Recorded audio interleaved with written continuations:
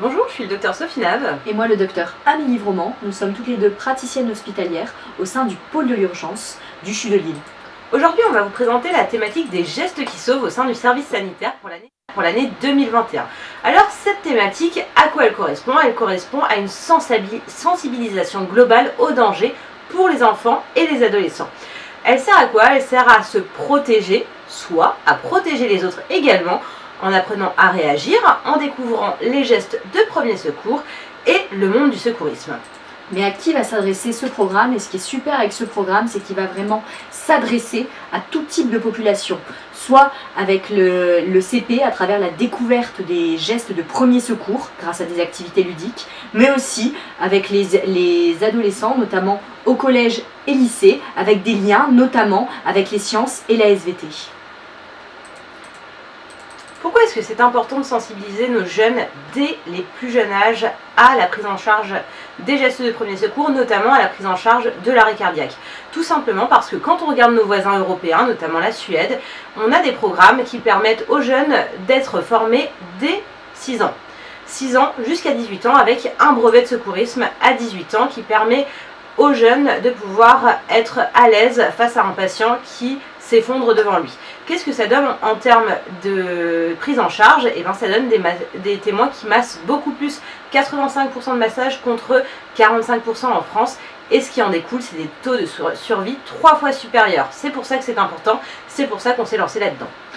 Comment on aboutit vraiment à ce terme de citoyen sauveteur? C'est vraiment une formation en 4 étapes qui est très importante pour nous.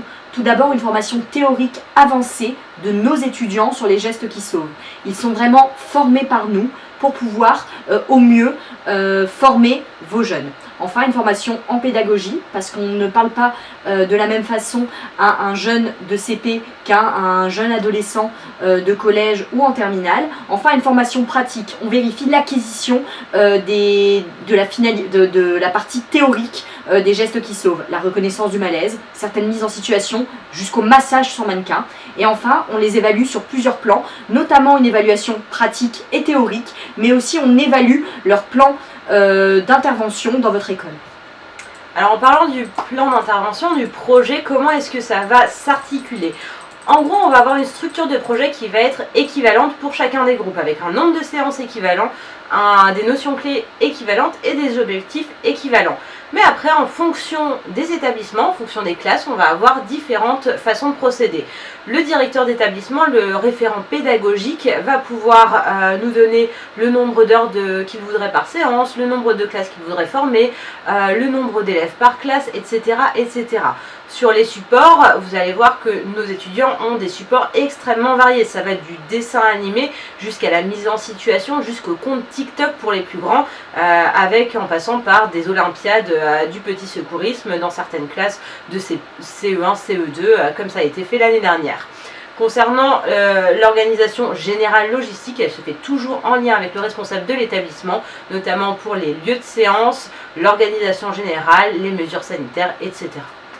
Comment nos étudiants des années précédentes ont réagi? Parce que forcément, un étudiant passionné est forcément passionnant. Tout d'abord, on avait des étudiants surpris, à la fois par les capacités de compréhension et d'apprentissage, notamment des plus jeunes.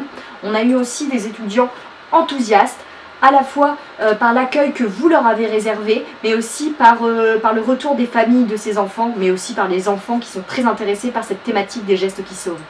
Ils se sont sentis également émerveillés et grandis, tout ça parce que préparer un projet, le présenter et partager avec les enfants, les adolescents, c'est quelque chose d'extraordinaire. Ils le referaient tous sans hésiter. Donc en gros, en résumé, les gestes qui sauvent, c'est quoi? C'est permettre de sensibiliser des plus jeunes jusqu'au lycée pour que chaque enfant, chaque adolescent se sente rassuré face à une situation d'urgence vitale, leur permettre d'agir sans se mettre en danger, sans mettre en danger les autres, afin de devenir un citoyen sauveteur. Donc je pense qu'il n'y a plus à hésiter, choisissez-nous. Choisissez-nous.